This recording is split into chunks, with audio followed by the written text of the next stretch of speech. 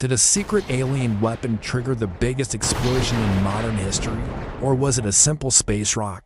When it comes to the Tunguska Event, everything you've been told is a lie. Well, maybe not everything, but some things. And you won't believe how far the truth stretches. On June, at approximately 7:17 a.m. local time, a searing white light ripped through the skies above Siberia, Russia. The sky was so bright that people more than 40 miles away were thrown to the ground by the sudden flash.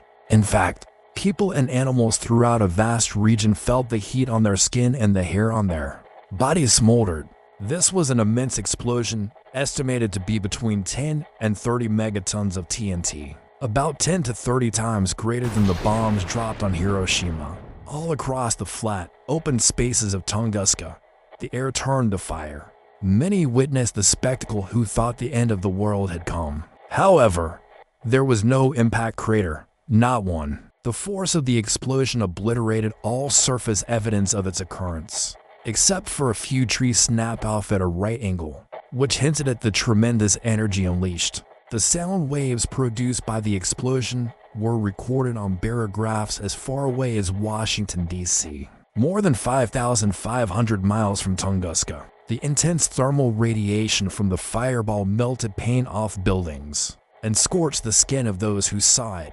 People within the epicenter of the explosion were actually vaporized, leaving no trace of their existence behind. Incredibly, though, there were no reported deaths, fatalities zero. Considering that several small settlements lay within the immediate vicinity of the blast area, this is astounding. However, all of the fish in the lakes for hundreds of miles were wiped out. Eyewitnesses who survived reported seeing a bright blue light that filled the entire horizon.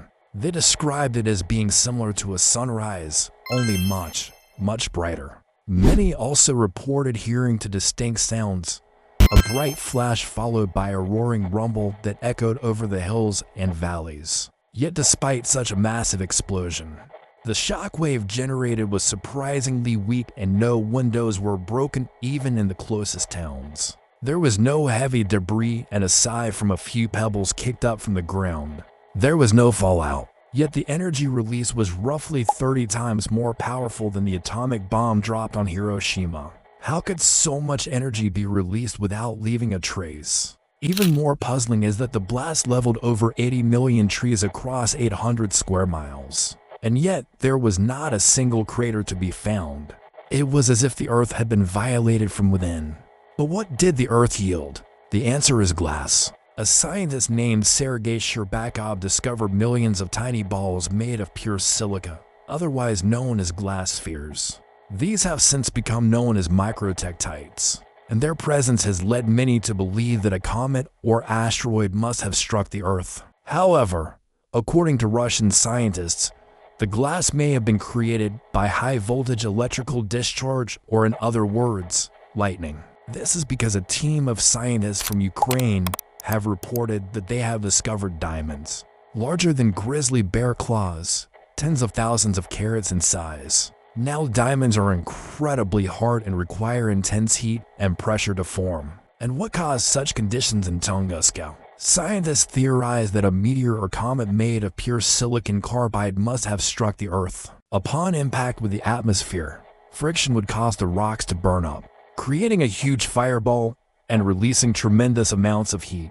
The remaining dust then condensed into glass and fell to the Earth like rain. This is known as a tektite. But if you look closely at these microtektites, they are not smooth, they are not shiny. They do not display the typical conchoidal fracture patterns that are seen on natural tektites. They are instead covered with bubble-like cavities. As mentioned earlier, fish were found to be vaporized in nearby lakes, and yet water was nowhere to be found in the samples of the tektites. So how can these glass spheres possibly be meteoritic in origin? While the evidence for a meteor does seem to point towards this event having an extraterrestrial origin, there are a few theories that suggest otherwise. According to one popular theory, the explosion was actually the result of a miniature black hole entering the atmosphere. A small black hole could have passed through our sun during a solar flare. becoming trapped in our gravitational field where it would have subsequently accelerated due to the density of the atmosphere. As it descended, the air molecules would have been heated to extreme temperatures, giving off tremendous amounts of light and energy before being slung around the planet and flung out into space. However, there is no evidence of such an event occurring. And furthermore, if the black hole simply passed through the planet, there should be an exit wound. There isn't. Another theory suggests that the explosion was the result of an antimatter meteor. Remember that matter is held together by gravity. Antimatter is the opposite of normal matter, and as the two come together, they annihilate each other, releasing pure energy. While this certainly explains the energy output, it does not explain why there was no radiation in the surrounding area. This lends credence to the most likely explanation, a meteor explosion. It's entirely possible that the meteor was rich in silicon and magnesium, explaining the abundance of silica and glass found at the site. But the question remains, where is the iron? Meteorites typically contain a lot of iron, so why was none found at the Tunguska site? One plausible explanation is that the meteor exploded too high in the atmosphere. Most meteorite impacts occur very low in the atmosphere, where the surface of the Earth is hot enough to melt the meteor and create a conventional impact crater. However, the Tunguska meteor exploded much higher up, perhaps as high as 5 miles above the surface. At such an altitude, the meteor would still be intact and would burn up completely. But where did it go? We don't know. This is almost certainly true because there is no evidence of any kind of meteor shower in the surrounding area, and yet there is no crater either. It's as though the meteor simply vanished. But maybe it didn't vanish. Maybe it landed somewhere else, perhaps somewhere hot like the South Pole. In 2016, researchers discovered high concentrations of silicon and magnesium in ice samples taken from beneath the Antarctic ice sheet. Moreover, scientists believe that the meteor may have actually struck Antarctica because seismic data recorded a massive underground explosion near the South Pole just days before the Tunguska event. On June 30th, an earthquake measuring 7.9 on the Richter scale shook the region, shaking buildings in New Zealand and Australia. Such an event could have triggered a massive landslide which buried the meteor deep under the ice.